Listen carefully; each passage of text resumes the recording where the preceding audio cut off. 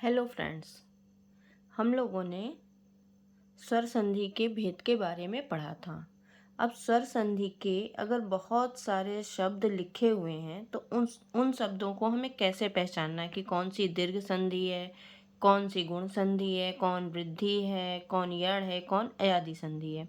इन्हें पहचानने का सबसे आसान तरीका है दीर्घ संधि। दीर्घ संधि में शब्द किस प्रकार के होते हैं? जहाँ पर आ की मात्रा, बड़ी ई की मात्रा या बड़े ऊ की मात्रा वाले शब्द हों, वहाँ पर दीर्घ संधि होता है। जैसे वेदांत,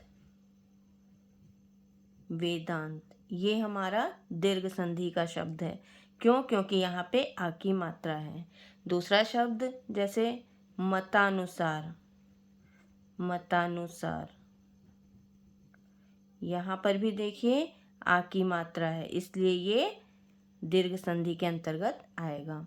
अब गुण संधि, गुण संधि में जहाँ पर शीर्ष रेखा के, ये हमारा शीर्ष रेखा है, शीर्ष रेखा के ऊपर केवल एक ही मात्रा हो, ये एक ही मात्रा हो या ओ की मात्रा हो, इस तरह के अगर शब्द आते हैं तो वो हमारा गुण संधि के अंतर्गत होगा। जैसे वीरेंद्र, वीरेंद्र, स्वेच्छा,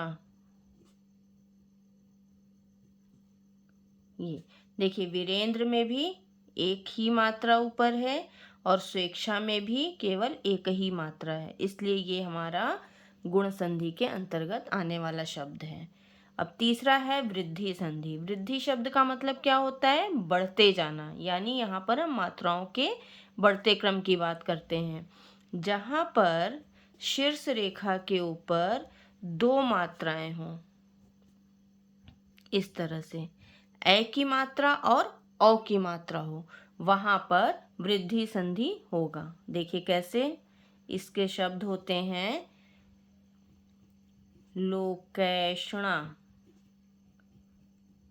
लोकेशणा। दूसरा शब्द हम देख लेते हैं सदैव। आप इनका संधि विच्छेद जब करेंगे तो आप देखेंगे कि इसमें शीर्ष रेखा के ऊपर दो मात्रा वाले शब्द ही आएंगे। जहाँ पर दो मात्रा वाले शब्द आ जाए वहाँ पर वृद्धि संधि होगा। अब चौथा हमारा है यण संधि।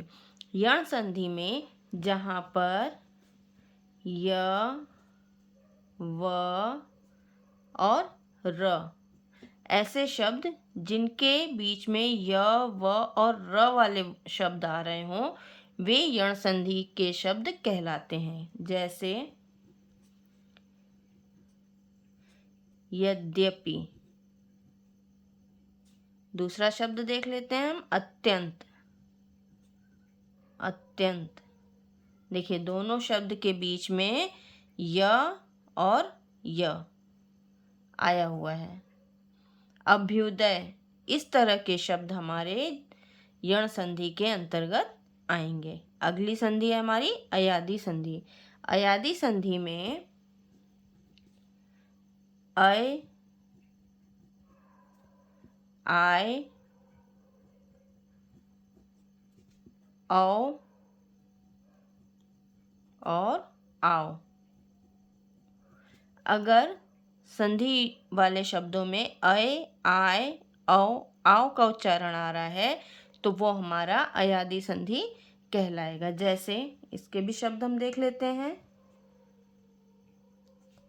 चयन, इसमें देखिए चयन अनारा है, दूसरा है शयन, तीसरा है भवन और चौथा है पावक।